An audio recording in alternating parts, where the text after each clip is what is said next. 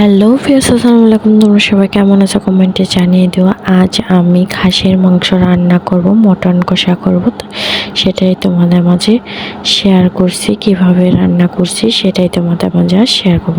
প্রথমে এই যে আমি পাতিলে পেঁয়াজ কুচি আর তেজপাতা আর গরম মশলা দিয়ে আর কিছুটা চবড়ি দিয়ে দিলাম। আজ আমি চবড়ি যুক্ত মটন কষা করব, খাসির মাংস যেটা বলে। তো আমি ভালো করে তেলে ভেজে নিচ্ছি। এরপর আমি তেলে ভাজার পরে আমি এই যে পানি দিয়ে আদা বাটা দিয়ে দিলাম, দিয়ে দিচ্ছি হলুদ গুঁড়ো আর দিয়ে দিচ্ছি বাটা মরিচ, শুকনো মরিচ বাটা, লবণ, স্বাদ মতো লবণ আর আদা বাটা, পেঁয়াজ কুচি, সব কিছুই মশলার আইটেম সব কিছুই আমি দিয়েছি। তো আমি কেনা মশলা, বাড়তি মশলা যেটা বলো, তো সেটা আমি দেব না। আমি ঘরে বাটা মশলায় আজ এই মটন কষাটা করব। আর কিভাবে করব সেটাই তোমাদের মাঝে আর শেয়ার করব। প্রথমে আমি মশলাটাকে ভেজে ভালো করে কষিয়ে নিচ্ছি, কারণ এই মশলা কষানোটাই কিন্তু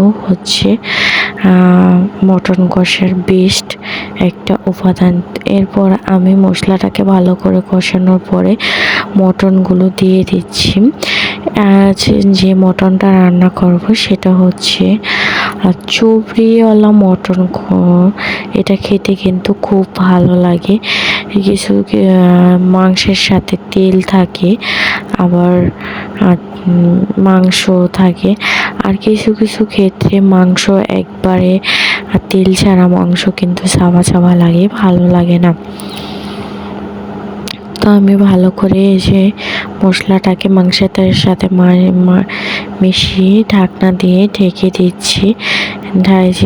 ঢাকনা দিয়ে ঢেকে দেওয়ার পর গায়ে থেকে পানি ছেড়ে দিয়েছে, মাংসের গায়ে থেকে পানি ছেড়ে দিয়ে দিয়েছে।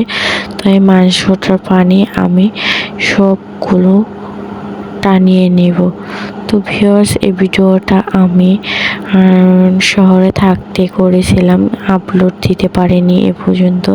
অনেকেই বলছো যে তোমার হাতে মটন কষাটা আমার একটা রেসিপি দিও, আমরা দেখবো, কিন্তু তোমাদের দিতে পারিনি।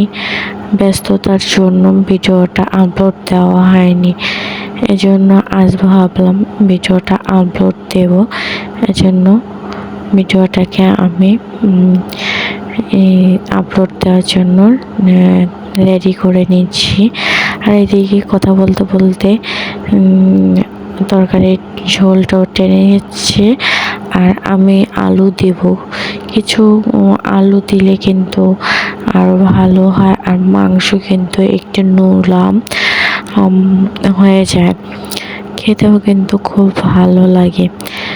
তো আমি মাংসটাকে আলুর সাথে ভালো করে আবারও কষিয়ে নিব, যাতে ভালো করে কষানো হয় আর আলুটা ঝোলের সাথে মিশে। ঢাকনা দিয়ে ঢেকে দিয়েছিলাম, উঠিয়ে আবার আমি ভালো করে নাড়াচাড়া করে দিচ্ছি। শহরের বাড়িতে গ্যাসে রান্না করতে তো খুবই ভালো লেগেছিল, কিন্তু পরিস্থিতি কখন কার কেমন যাবে কেউ কিন্তু বলতে পারে না। তো গ্রামের বাড়িতে, নিজ বাড়িতে চলে আসছি, তো সেখানে ভিডিও তোমাদের মাঝে দেওয়া হবে এবং দেওয়া হয়।